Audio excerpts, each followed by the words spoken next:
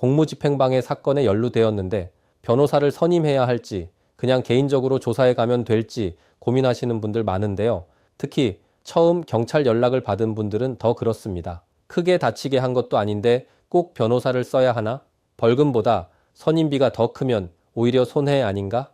이런 생각이 드는 것도 당연합니다. 결론부터 말하면 공무집행방해 사건이라고 해서 무조건 변호사를 선임해야 하는 것은 아닙니다. 내 사건이 벌금이나 기소유예로 끝날 가능성이 높고 예상 처벌보다 변호사 선임 비용이 더 클 것이 정말 분명하다면 변호사를 선임하지 않고 적절히 대응해도 괜찮습니다. 조금 더 자세히 설명하자면 완전 초범이고 술에 취해 출동한 경찰관의 팔을 한번 뿌리친 정도이며 경찰관이 다치지 않았고 위험한 물건을 사용하지도 않았고 사실관계가 CCTV나 바디캠으로 명확한 경우입니다. 본인도 혐의를 인정하는 상황이고 경찰관의 직무집행이 적법했는지도 특별히 다툴 부분이 없다면 이런 사건은 변호사 선임 없이 조사에 응해도 큰 차이가 없습니다. 다만 이 모든 상황이 명백할 때의 이야기임을 유념하셔야 합니다. 공무집행방해죄는 직무를 집행하는 공무원에게 폭행이나 협박을 했을 때 성립하고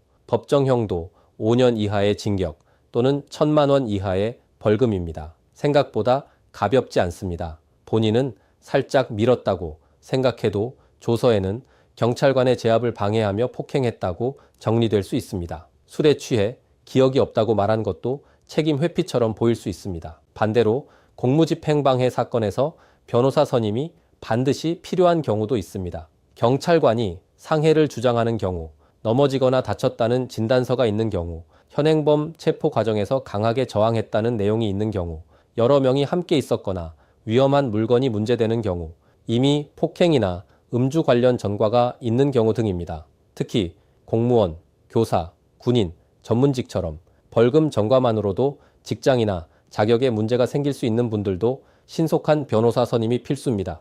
혐의를 다투고 싶은 사건, 분쟁이 예상되는 사건이라면 변호사 선임의 중요성이 더 커집니다. 경찰이 먼저 과도하게 제압했다거나 체포 과정이 부당했다거나 공무집행 자체가 적법했는지 의문이 있다면 진술 방향, 증거 확보 등을 통해 인정할 부분과 다툴 부분을 명확히 정리해야 합니다. 공무집행방해 사건에 연루되었을 때 변호사 선임을 안 해도 되는 경우 분명히 있습니다. 하지만 법 지식이 상대적으로 적은 일반인이 자기 사건이 정말 변호사 선임을 안 해도 되는 사건인지 정확히 판단하기는 결코 쉽지 않습니다. 변호사를 무조건 선임해야 한다고 말씀드리지는 않겠습니다. 다만 공무집행방해 혐의에 연루되었다면 먼저 전화 상담을 통해 자신의 사건이 어느 정도 위험한지 확인해 보시기 바랍니다. 변호사 선임 여부는 사건의 내용과 예상 처벌 수위를 파악한 뒤 결정하셔도 늦지 않습니다. 감사합니다.